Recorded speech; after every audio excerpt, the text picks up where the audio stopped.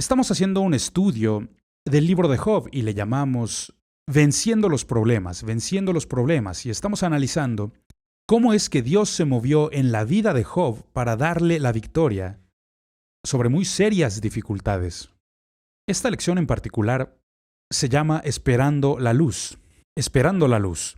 Y en esta lección veremos a un personaje que no habíamos visto antes. Él es nuevo. Es un nuevo amigo, no sabíamos siquiera que existía, no teníamos idea. Él estaba en las sombras, esperando su turno.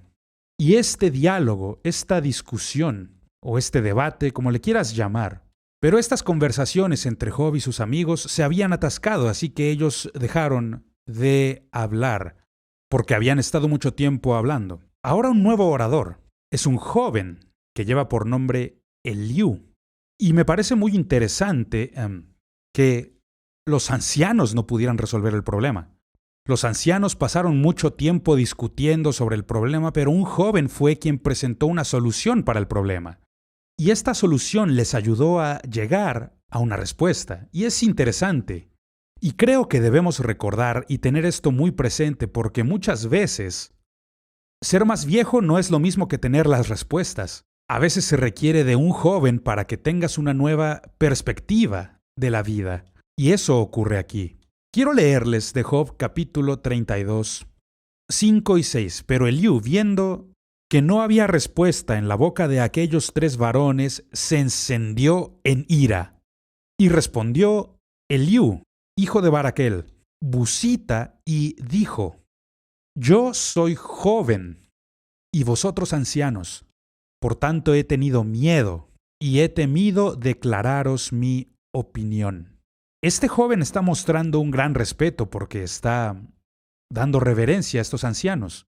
Y él procede de manera bastante correcta. De hecho, yo diría que él es el mejor que está tratando con este problema, mucho mejor que Job, mucho mejor que sus amigos. Y él era la única persona que dijo Dios que no necesitaba arrepentirse. El nombre Eliú literalmente significa Él es mi Dios. Eso significa su nombre. Y es un muy buen nombre. Él es el más joven del grupo. Y respetuosamente había esperado su turno para hablar. Y ahora que comienza a hablar, él aborda el problema de Job de una manera completamente diferente que los demás amigos.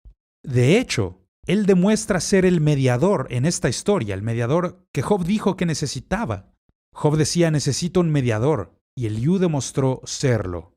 Los demás amigos de Job le habían acusado de pecado. Ellos decían: tus acciones, tus malas acciones, el pecado oculto que existe en tu vida han provocado que te ocurriera todo esto. Por eso estás sufriendo. Eliú, por otra parte, le dice: no son tus acciones, Job. Lo que está ocurriendo es que tienes una mala actitud.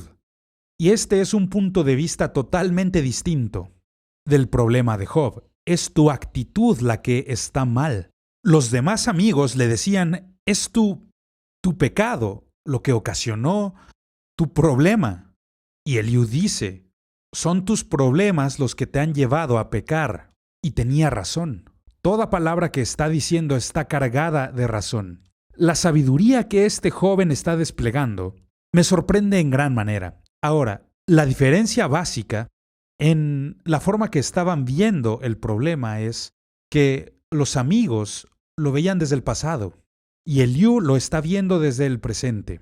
Y está diciendo: no es que tú hayas hecho algo malo, Job, pero tu actitud es mala y necesitas arrepentirte de la mala actitud que tú tienes. Ahora, ¿por qué Job tiene esta mala actitud?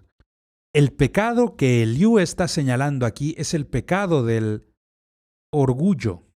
El orgullo es tan engañoso. Oh Dios, recordemos la historia del hombre que era el hombre más humilde de la iglesia. Así que le dieron una medalla, le dieron una placa de honor. El hombre más humilde de la iglesia. Y luego tuvieron que quitársela porque la estaba usando. Y este es el engaño del orgullo. El orgullo siempre está engañándonos y haciéndonos pensar que estamos bien y los demás están mal. Básicamente, el orgullo era la razón, era la raíz de toda la discusión entre Job y sus amigos. Y para ilustrarte este punto, quisiera leerte del libro de Proverbios. Hay un excelente pasaje, Proverbios 13:10. Ciertamente la soberbia concebirá contienda.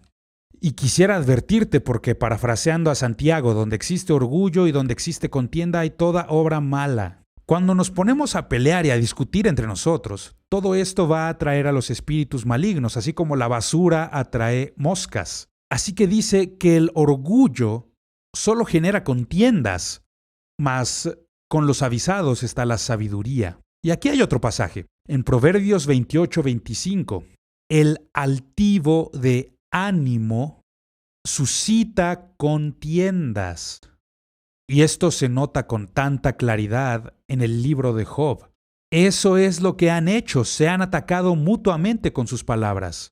Mas el que confía en el Señor, dice el gran sabio, prosperará.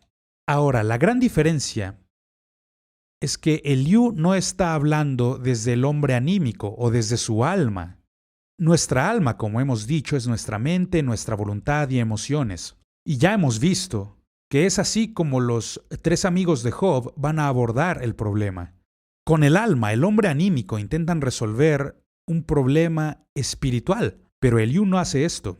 Él no habla desde el alma, de su mente, voluntad o emociones, sino que Eliú está hablando desde su espíritu.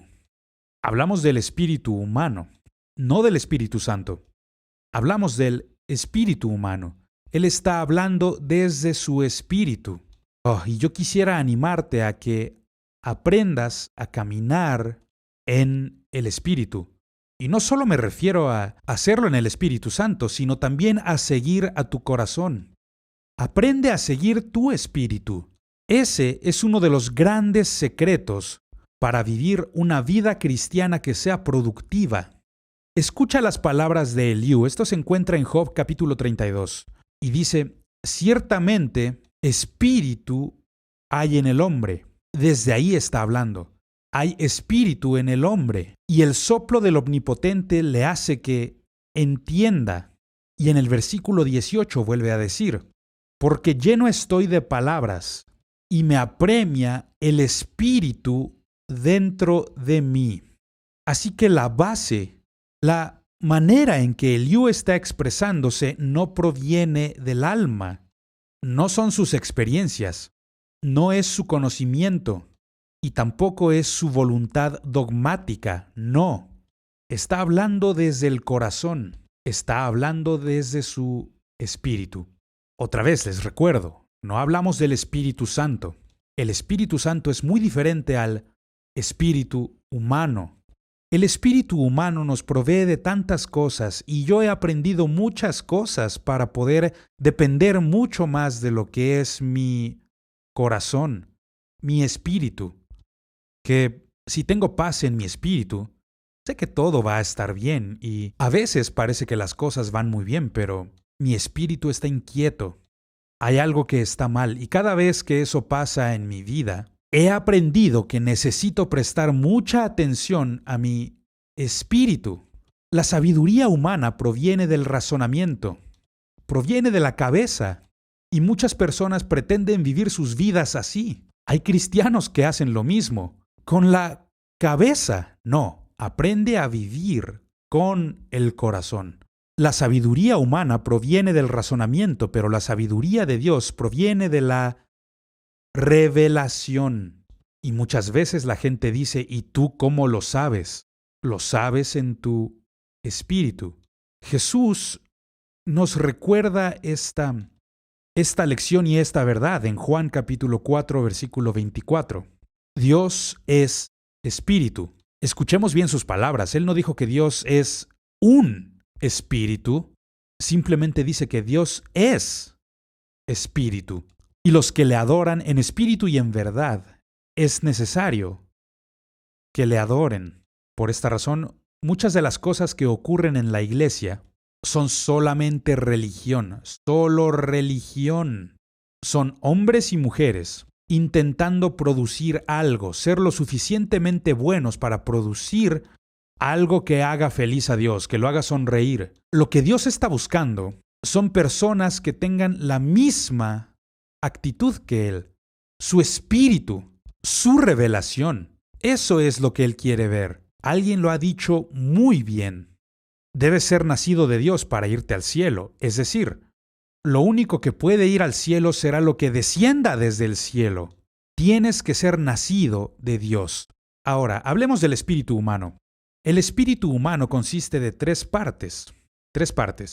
Y es lo mismo, por ejemplo, con el alma. El alma son la mente, la voluntad, emociones. Y es lo mismo con el cuerpo. Todos son tres partes básicas. Es uno de los ejemplos de Dios nuestro Creador, lo que llamamos la triunidad de Dios, Dios Padre, Dios Hijo, Dios Espíritu Santo. Así que todo en la vida se basa en tres, y lo hace una y otra vez. Y es lo mismo con el espíritu humano. Por ejemplo, una de las partes es la conciencia. La conciencia. Ahora, la palabra conciencia significa conocimiento interno. Algo que conoces en tu interior. Tu conciencia. Todos tenemos conciencia. Algunos abusan de su conciencia. No lo hagas. Aprende a escuchar tu conciencia. Tu conciencia puede decirte muchas cosas. Entonces la conciencia es un conocimiento interno. La otra parte, comunión. Cuando hablamos de comunión, nos estamos refiriendo a la habilidad de comunicarse con Dios. Por eso, cuando Jesús dijo que Dios es espíritu, y que los que le adoran deben adorarle en espíritu y en verdad. Y luego la tercera parte es la creatividad, que es la capacidad para crear. Y por supuesto esto lo obtenemos de Dios. Él es el creador. Y eso es algo que el diablo no es. El diablo no es ningún creador, no puede crear nada. Por eso siempre está duplicando, replicando las cosas que él ha hecho. Esto es porque Él no es ningún creador, pero Dios hace nuevos todos los días porque Él es el creador. Así que constantemente crea cosas nuevas. Y como hemos sido creados a su imagen, Él también nos ha otorgado capacidad creativa, de concebir ideas nuevas y pensamientos. Yo he visto a muchas personas que tienen una gran capacidad artística o capacidad creativa. Les observo dibujar y esto viene de su capacidad creativa que Dios nos ha otorgado. Ahora, Eliú está enfurecido con los amigos de Job, porque lo estaban condenando sin ninguna prueba de pecado, porque de todo lo que habían dicho no tenían una sola prueba. Sin embargo, hablan como si estos fueran hechos, y esto es gracias a su mala teología. Las cosas malas le pasan a la gente mala. Y Eliú está enojado con ellos porque siguen condenándolo y siguen sin tener una sola prueba de lo que dicen. También está enojado con Job debido a su arrogancia. Job se ha querido presentar como el ejemplo de una vida sumamente piadosa. Así que Eliú viene, no como un juez, porque los amigos se habían encargado de ser los jueces. Viene como un hermano de Job, para aconsejarle y hablar con él y razonar con él. Y gracias a Dios por Eliú, porque muestra mucha más madurez y más sabiduría que estos hombres que tenían muchos más años de edad. Lo que hace Eliú es citarle a Job sus propias palabras. Esa es una buena manera de razonar con alguien. Él comienza diciendo: Job, tú dijiste, y comienza a mostrarle: tu actitud es pésima, tienes una muy mala actitud y necesitas un ajuste de actitud, Job. Y comienza a citarle sus palabras y, por ejemplo, él dice: Job decía ser justo, pero Eliú señaló que toda cosa que es buena en nuestra vida viene de Dios. No hay nada bueno en tu vida que no haya venido por la gracia de Dios. Así que en lugar de declarar tu propia justicia, Job, deberías estar declarando la justicia de Dios. ¡Wow! ¡Qué gran verdad! Este hombre está declarando la verdad. Al fin estamos escuchando a alguien que habla con tal sensatez y que está hablando de una forma tan bíblica y muy escritural. Esta es la verdad. Dios es bueno. A veces nosotros también, pero a veces no somos buenos. Así que toda cosa buena en nuestra vida viene de Dios. Ahora, vamos a llegar a la parte final de su conclusión, porque este hombre solo habla por un capítulo. Y la verdad es que habló con más sensatez en este capítulo que los demás en todos los demás capítulos. Y él concluye hablando sobre el poder de Dios. El poder de Dios que ha sido desplegado.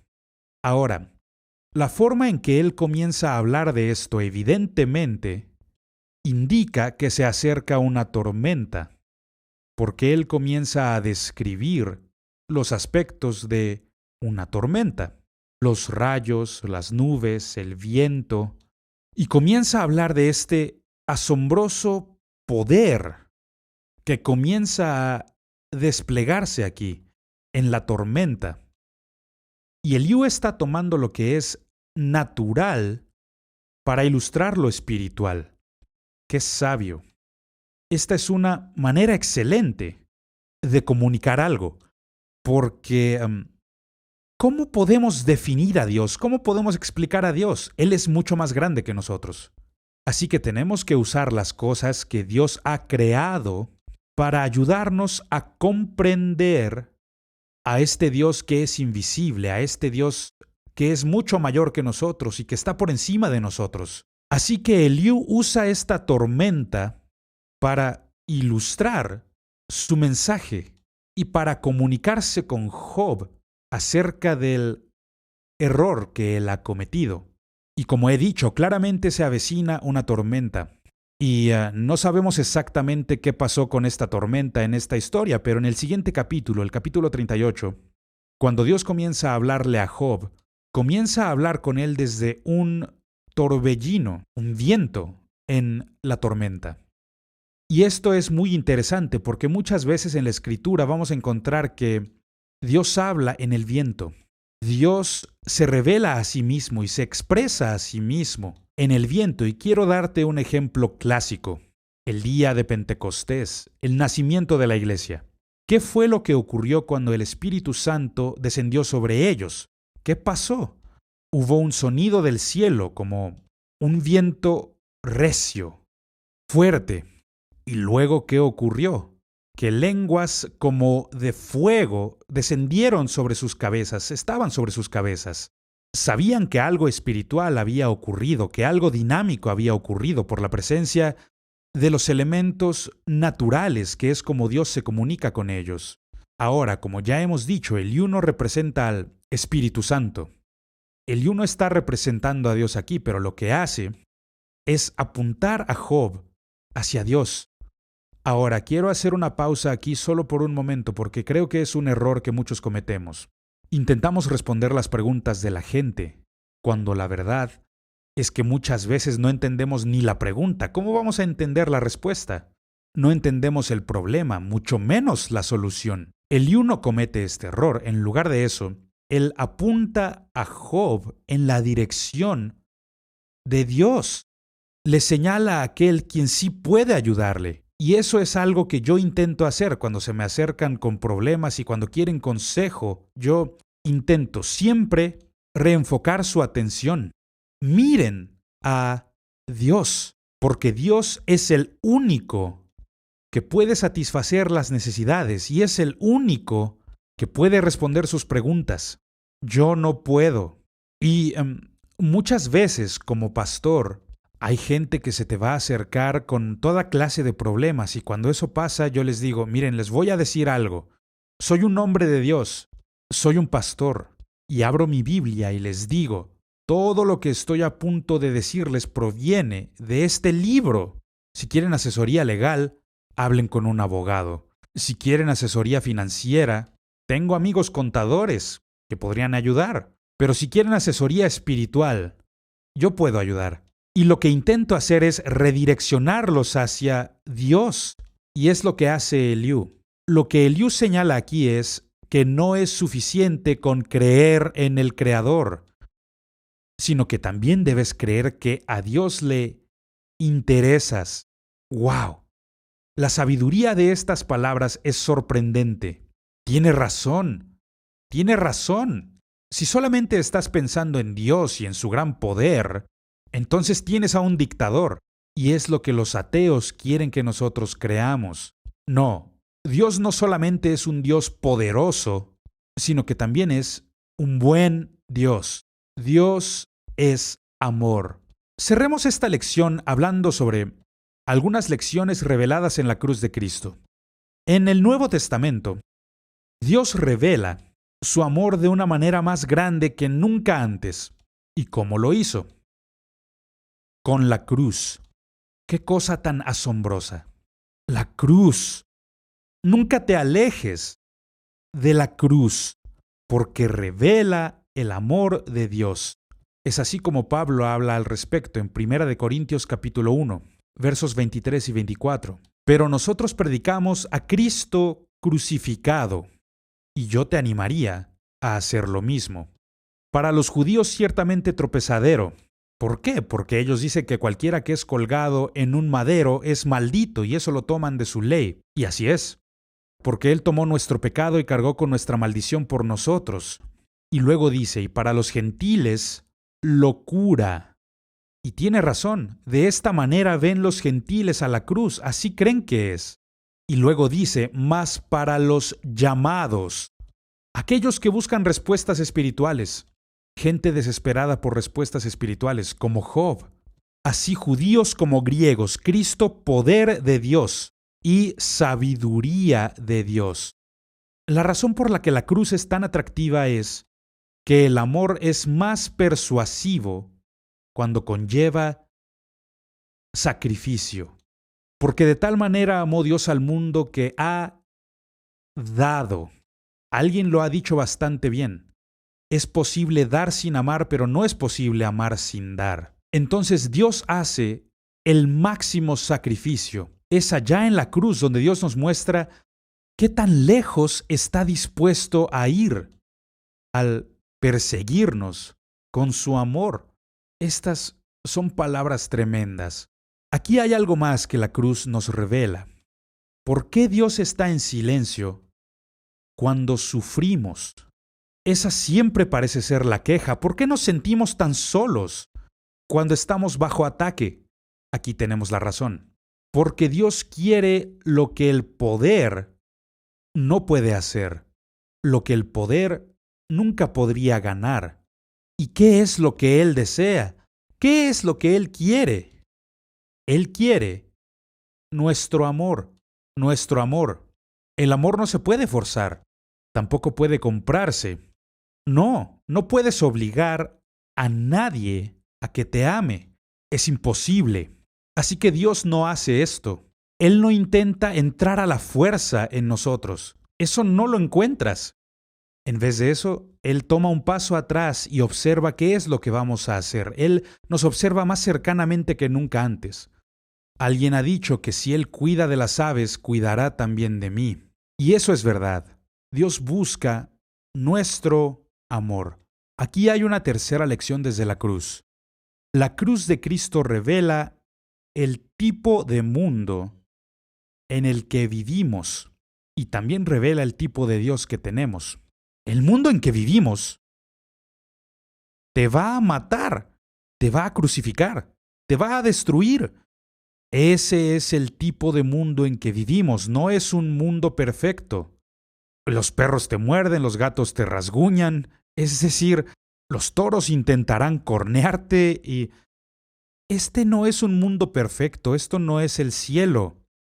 El mundo en el que vivimos está lleno de garras y colmillos, un mundo sangriento, y a veces puede ser muy malo, pero también demuestra la naturaleza de Dios, que solo porque el mundo sea malo no significa que Dios no nos ame o que a Dios no le importe. Así que la cruz nos revela todo esto. La cruz destruye esta presunción de que la vida es justa. No es justa. Pero solo porque la vida no sea justa, no significa que Dios no sea justo. Dios es justo, aun cuando la vida no lo es. Así que no los confundamos, no confundamos a Dios con la vida. Y esta es la cuarta lección que la cruz nos revela. Y este es un error que comete Eliú. Recuerda, Él no es el Espíritu Santo. Él habla con su espíritu humano. Eliú piensa que Job está exagerando con su pérdida y con su sufrimiento. Y eso es un error.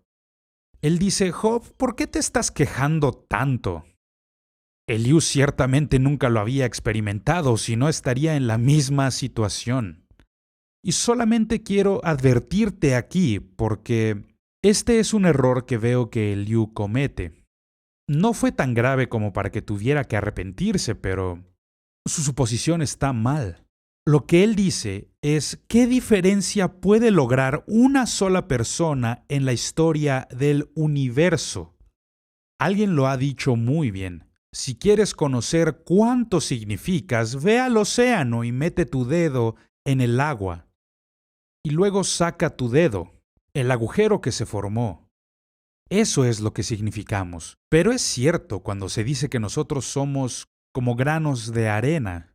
Somos como un solo pensamiento en la eternidad. Somos minúsculos como un grano de sal. Pero Eliú está mal. Él está equivocado porque nuestras vidas han sido creadas a semejanza de Dios. No solo somos temporales. No, cuando decimos adiós aquí, diremos buenos días allá. Y, de hecho, una de las más grandes evidencias para la existencia de Dios es que nosotros como humanos deseamos algo justo. ¿De dónde sacamos esa idea? Seguro no fue de aquí, sino que salió de un mundo que sí es justo. Un mundo lleno de amor. Un mundo en donde no existe el dolor. Un mundo en donde todo está bien. ¿Y por qué lo deseamos tanto? Porque fuimos hechos a la semejanza de Dios. Él implantó esto en nuestro corazón. El apóstol Pablo lo dice así en 1 Corintios 4:9. Porque según pienso, Dios nos ha exhibido a nosotros los apóstoles como postreros, no primeros, los últimos, como a sentenciados a muerte. Pues hemos llegado a ser espectáculo al mundo, a los ángeles y a los hombres. Así que nos hemos hallado siendo puestos en exhibición. Nosotros somos la evidencia en el tribunal del cielo. Estamos en juicio como testigos para Dios. Y el mundo entero observa y ve cómo es que vamos a responder, cómo vamos a tratar con esto. Sé que nos sentimos solos, pero no es así. Dios nunca está más cerca como en aquellas ocasiones en que parece estar en silencio. Él espera y observa. ¿En verdad me amas? ¿En verdad crees? Y esta es la conclusión de Eliú. Es mucho mejor tener fe en Dios que recibir explicaciones sobre nuestros problemas. Y tiene razón. Por eso Dios nos ha llamado a vivirlo así, a vivir una vida de fe. Y si lo hacemos, estaremos complaciéndolo. ¿Recuerdas esa escritura en Hebreos 11:6? Que sin fe es imposible agradar a Dios, porque el que se acerca a Dios debe creer. Así que esta es la conclusión a la que llega Eliú. Es mejor que tengamos fe en Dios a tener explicaciones de nuestros problemas. Que Dios nos enseñe estas lecciones y nos ayude a aprender a vivir una vida con victoria sobre los problemas.